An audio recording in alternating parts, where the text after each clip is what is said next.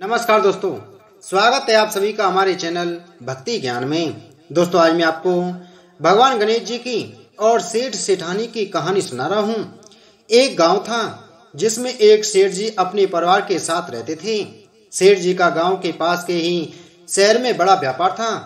सेठ जी गणेश जी की पूजा श्रद्धा एवं विश्वास से करते थे, जिससे सेठ जी के घर में अन्न धन के भंडार सदैव ही भरे रहते थे।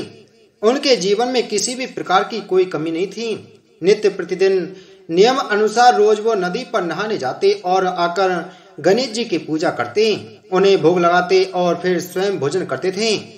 यह बात सेठानी जी को अच्छी नहीं लगती थी। वो धार्मिक नहीं थी और ईश्वर में इतना विश्वास नहीं रखती थी। एक बार सेठानी जी ने सोचा कि यह इतना गणेश जी को मानते हैं, गणेश जी की पूजा करते हैं, इससे होता क्या है, आज तो देखती ही हूँ वो कैसे गणेश जी की पूजा करते हैं। अगले दिन जब सेठ जी नदी पर नहाने गए तो सेठानी जी ने गणेश जी की मूर्ति को उठाकर मूर्ति को कपड़े में ढककर बगीचे में जमीन में गाड़ दिया। जब सेठ जी नदी पर से नहाकर घर आए और देखने लगे कि गणेश जी की मूर्ति तो मंदिर में है ही नहीं, तो वो सेठानी से पूछने लगे, गणेश जी की मूर्ति मंदिर में नहीं है, कहाँ गई? तो सेठानी जी बोलने लगी, मुझे नहीं मालूम। सेठ जी ने गणेश जी की मूर्ति को बहुत ढूंढा, पर वह मूर्ति कहीं नहीं मिली, क्योंकि वो गणेश जी को भोग नहीं लगा पाए। इसके लिए सेठ जी ने अन्न जल का भी त्याग कर दिया और गणेश जी से प्रार्थना करने लगे कि हे प्रभु, लगता है आप मुझसे रुष्ट हो गए हैं और कहीं चले गए हैं। आप अपनी कृपा दृष्टि मुझ पर बरसाइए, हे प्रभु, मुझे दर्शन दीजिए।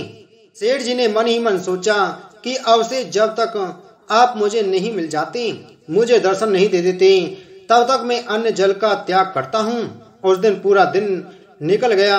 रात्रि में सेठ जी की भक्ति से प्रसन्न होकर गणेश जी भगवान ने स्वप्न में गणेश जी भगवान एक छोटे से चूहे के साथ खेल रहे होते हैं और चूहे को खाने को लड्डू देते हैं। चूहा लड्डू लेकर बगीचे में जाता है और जमीन को खोदता है और लड्डू वहीं डाल देता है। अचानक सेठ जी की नींद खुल जाती है। सेठ जी बगीचे में जाते हैं और वहीं खोदते हैं जहां उन्होंने सपने में देखा था, और वहीं से उनको थोड़ी सी जमीन खोदने पर कपड़े में लिपटे हुए गणेश जी की मूर्ति मिलती है। सेठ जी गणेश जी की मूर्ति की पूजा करके उनको यथास्थान स्थापित करते हैं और सेठानी के पूछने पर सारा वृतांत उन्हें सच सच बताते हैं।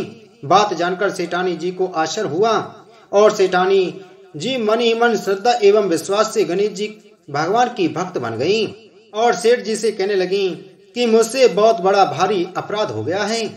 अब हम दोनों पति पत्नी प्रेम सहित गणेश जी भगवान की आराधना करेंगे एवं उनकी पूजा में कभी कोई कमी नहीं आने देंगे।